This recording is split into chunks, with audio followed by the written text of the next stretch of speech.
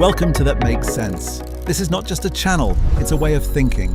I question everyday life, explore modern problems, and break down things in a simple, logical way. Imagine just a single rumor, just a few words spoken at a press conference, instantly tanking the global price of oil before a single cargo ship has even moved. Yeah, well, welcome to the channel. That makes sense. Today's deep dive is exactly that kind of story. I am so honestly incredibly excited to dig into these geopolitical sources today because, well, the sheer scale of what we're looking at in the Middle East right now is guaranteed to challenge your thinking. And, if this made you think differently, you're on the right track. Right, so our mission today revolves around this massive sudden announcement out of Iran.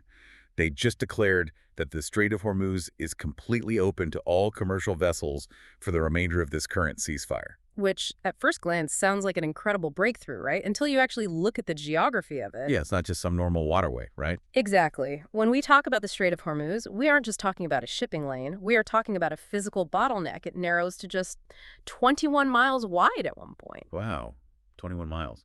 That is tiny. It is, yeah. And roughly 20% of the world's daily oil supply passes right through it. So obviously opening it is a massive economic lever. But I mean, an open waterway doesn't really mean much if there's like a heavily armed bouncer at the door. Right, because of the U.S. blockade. Exactly. Like President Trump is insisting the U.S. naval blockade is going to continue until a peace deal is 100% complete. Mm-hmm. So it really feels like Iran unlocking the front doors to a massive shopping mall, but then the U.S. is standing right outside, freezing the credit cards of anyone who tries to actually walk in. That is a really great analogy, actually. Right. The physical door is technically open, but the financial door is totally deadbolted. It captures the exact mechanism perfectly. What we're witnessing here is a strategic pivot from physical blockades to financial leverage. Okay, so we're moving from ships to dollars, basically. Precisely. The warships remain there as a, visible show of force, but the real gears turning behind the scenes are entirely economic. Which brings us to the actual deal they are trying to push through. Yeah, so the current administration hopes to finalize a peace deal this very weekend. And the core of that deal potentially involves unfreezing $20 billion in Iranian assets. Wait, $20 billion? $20 billion, yes, in exchange for Iran's enriched uranium. Okay, hold on. I really have to push back on that. Yeah. Because the sources are giving us some serious whiplash here. How so? Well, the president just claimed the U.S. is only going to get Iran's nuclear dust. Mm-hmm. He basically dismissed the material's value entirely. Right. He emphatically said no money will change hands. Exactly. But a $20 billion unfreeze is massively contradictory to that. I mean, for context, $20 billion completely dwarfs the $1.7 billion settlement from the Obama administration. It sounds totally contradictory, I agree. But that's exactly how financial leverage operates in these high-stakes negotiations. So it's basically just a technicality. Basically, yeah. Publicly, no physical cash changes hands today. But privately, they are unlocking future economic access. Ah, I see. And by using the phrase nuclear dust, the messaging is clearly trying to downplay Iran's nuclear capabilities. While they simultaneously secure the highly enriched uranium anyway. Exactly. The very fuel needed for a potential weapon.